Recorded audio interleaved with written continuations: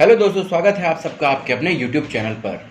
और पिछले लेक्चर में हम लोगों ने the judgement seat of Vikramaditya का फर्स्ट पार्ट पढ़ा था।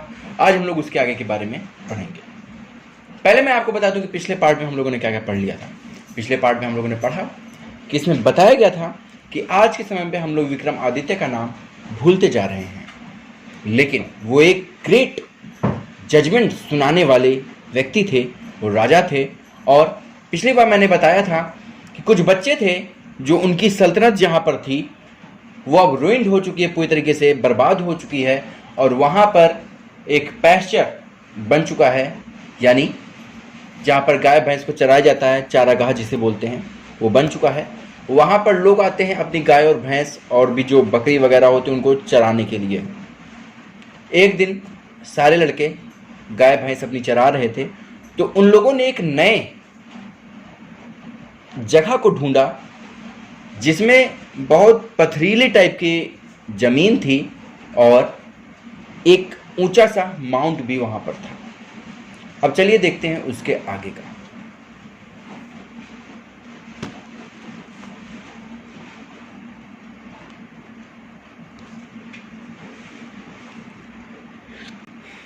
At last one of the boys, अंतिम में उनमें से एक लड़के ने थॉट, सोचा सो ऐसा, and seated himself on it, यानी जो माउंट मिला था, माउंट मतलब एक टीला मिला था, उस पर क्या हुआ, उन बच्चों में से एक बच्चे, वही बच्चे जो अपनी गाय भैंस को वहां चराने लेकर के आते थे, उन बच्चों में से एक बच्चे ने उसके ऊपर बैठने के बारे में सोचा और वह खुद बैठ गया। आई से बॉयज, ही क्राइड, वह चिल्ला करके बोला, मैं कहता हूं लड़कों, I'll be the judge and you can bring all your cases before me।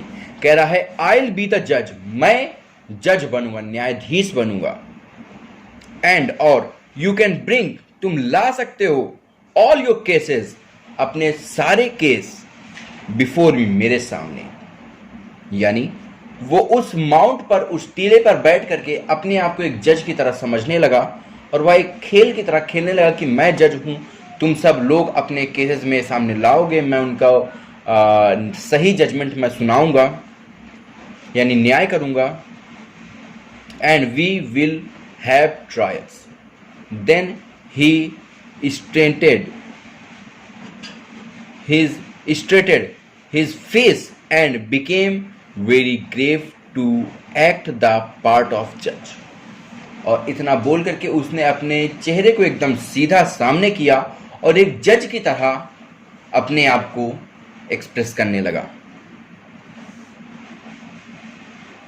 Others saw, दूसरे बच्चों ने देखा, द फन एट वंस, इस खेल में दूसरे बच्चों को भी मजा मिला, एंड विस्परिंग अमंग देमसेल्व्स, और quickly picked up some quarrels and appeared before him। कह रहा है उन सभी बच्चों को इस बात में, इस खेल में बहुत ही मज़ा दिखाई पड़ा और वो सभी लोग इस अपने अपने किरदार में घुस गए और कुछ क्वेरल्स, कुछ झगड़े ले करके उनके सामने प्रस्तुत हुए। यानी बच्चों ने आपस में ऐसे खेल मचा बना लिया कि हाँ मेरा इनका झगड़ा हुआ है, और जज के सामने जाकर के वो लोग प्रस्तुत होते हैं। जज कौन? वही बच्चा जो उस माउंट पर बैठा था। आगे देखिए, each group stated there case, her group, यानी लड़ाई झगड़ा होगा दो ग्रुप में होगा, ठीक है, तो दोनों ही ग्रुप अपने केस के बारे में स्टेट करते थे, यानी अपनी स्टेटमेंट देते थे कि हाँ मैं इस तरीके से सही हूं या मैंने ये नहीं किया, सही स्टेटमेंट देते थे। One saying that a certain field was theirs, another saying that it was not, and so on। जैसे मान लो एक दो ग्रुप आ गए, बोलता है, एक ग्रुप वाले बोल रहे हैं कि ये जो फील्ड है वो पूरा खेत है या जो पूरी जगह है वो मेरी है, दूसरे बोल रहे नहीं ये इसकी नहीं है। इसी तरह के केस लेकर के उनके सामने आ रहे थे और उनको बड़ा मजा आ रहा था सारे बच्चों को।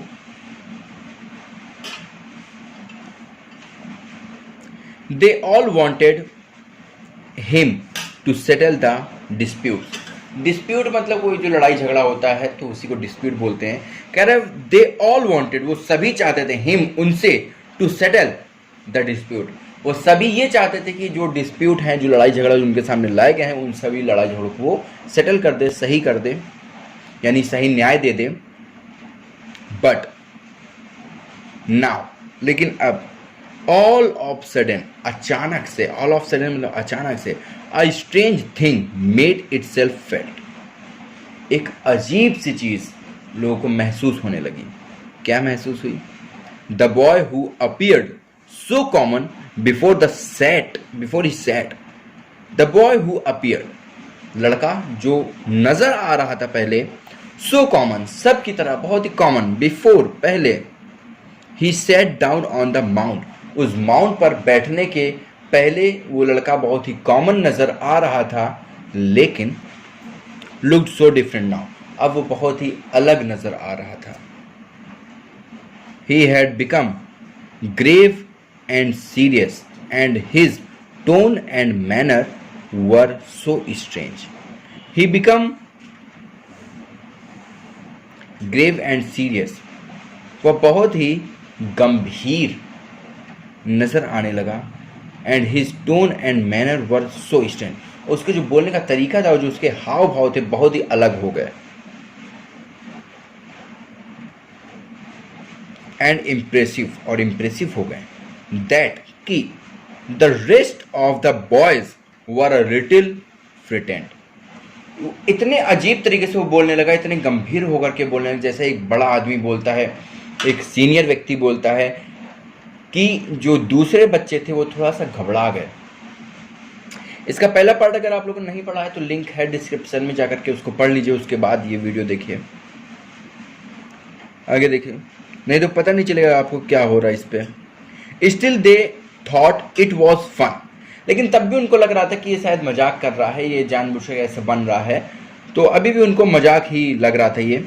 And once again they put up a fresh case before him and once more he gave his judgement, कह रहा, और फिर से वो नए case, they put up fresh cases, नए केस वो उनके सामने रखने लगा, बिफोर हिम, उनके सामने, एंड वंस मोर, और एक बार फिर से, ही गेव हिज जजमेंट, वो अपना न्याय देने लगा।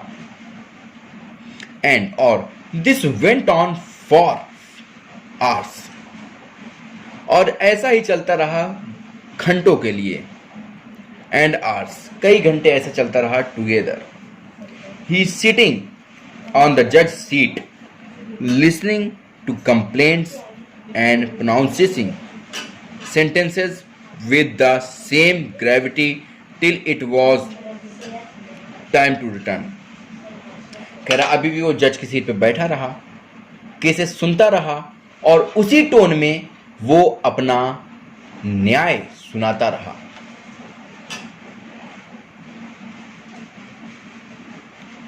Till it was time to return, तब तक ऐसा ही चलता रहा जब तक वापिस लौटने का समय नहीं हो गया।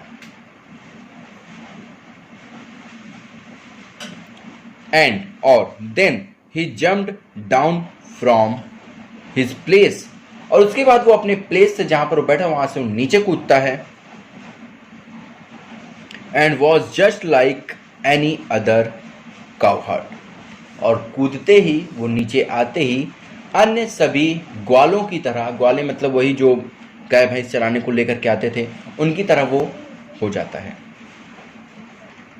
फ्रॉम देन, उसके बाद, onwards so famous did this cowherd become,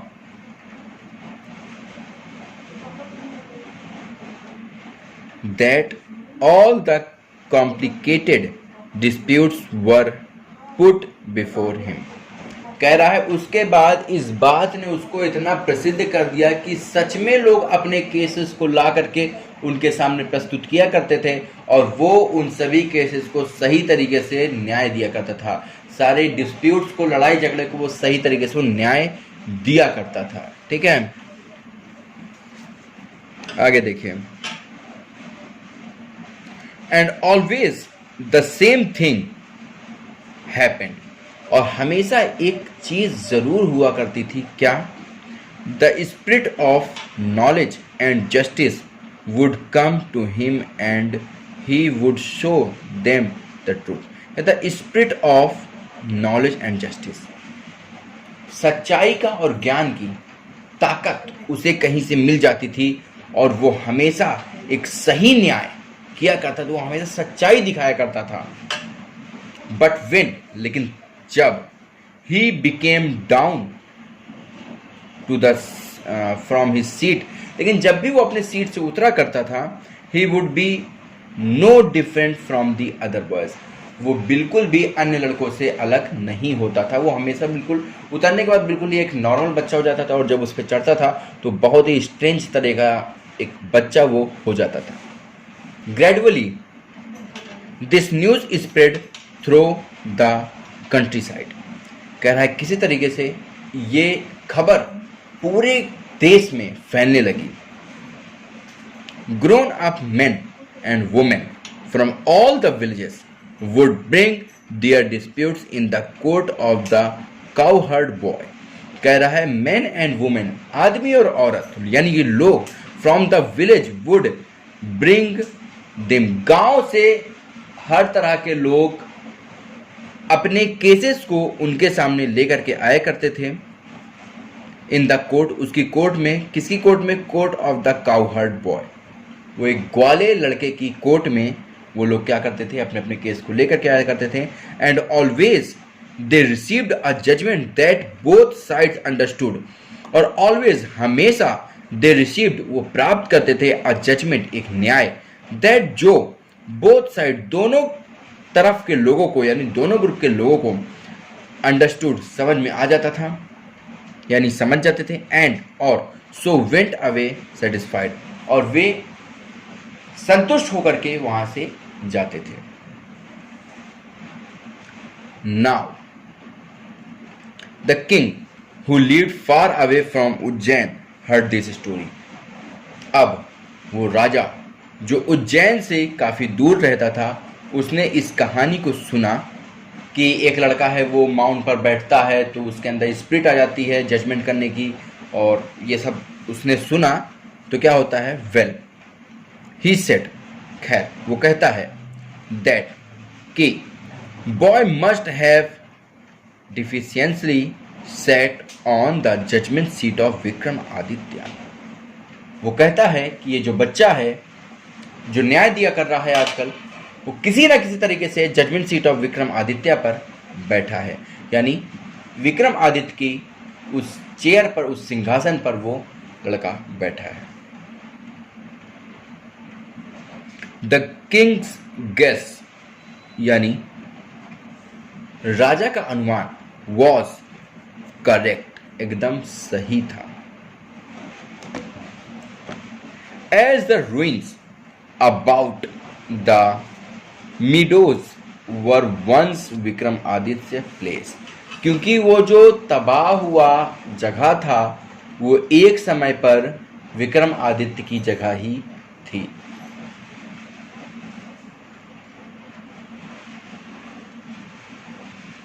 If just sitting on the mount brings wisdom, अगर केवल उस पर बैठने से इंसान बुद्धिमान हो जा रहा है, बुद्धि आ जा रही है, एंड जस्टिस और न्याय भी आ जाता है टू द शेपर्ड बॉय, उस ग्वाले लड़के के अंदर, ही थॉट, उसने सोचा, लेट अस डिग डीप, हम उससे उस जगह पर गहराई तक खोदते हैं, एंड और फाइंड द जजमेंट सीट, और उनके न्याय करने वाले सिंहासन को खोजते हैं।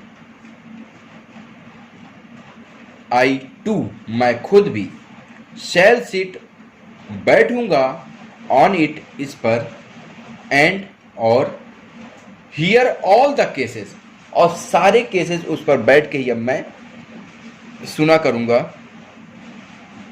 यानी न्याय करूंगा। देन फिर the spirit of Vikram Aditya will descend upon me as well, and I shall always be a just king. बैठने के बाद उनकी जो न्याय करने की ताकत है वो मेरे अंदर भी आ जाएगी और लोग मुझे सदैव सदैव के लिए एक न्यायप्रिय राजा की तरह याद रखेंगे या राजा की तरह कहेंगे मुझे। आज के लिए यहीं तक, और अगले एपिसोड में यानी अगले पार्ट में हम लोग देखेंगे कि राजा कब जाता है उस जजमेंट सीट को निकालने के लिए, और निकालता है तो वो निकाल पाता है कि नहीं निकाल पाता, और अगर निकाल लेता है तो वो बैठ पाता है कि नहीं बैठ पाता, और अगर बैठता है तो न्याय कैसा करता है, उसकी स्पिरिट उनके अंदर आती है कि नहीं आती। ये सारी चीज़ें हम लोग अगले एपिसोड में देखेंगे। और अगले एपिसोड में मैं आपको कुछ इससे रिलेटेड यानी इस चैप्टर के कुछ ऐसे क्वेश्चन आंसर कराऊंगा जो आपके बोर्ड के लिए बहुत ज़्यादा इंपॉर्टेंट है और मैक्सिमम उसमें से बोर्ड में आपके आ जाएंगे, इसलिए अगला पार्ट देखना मत भूलना। चलिए बाय बाय।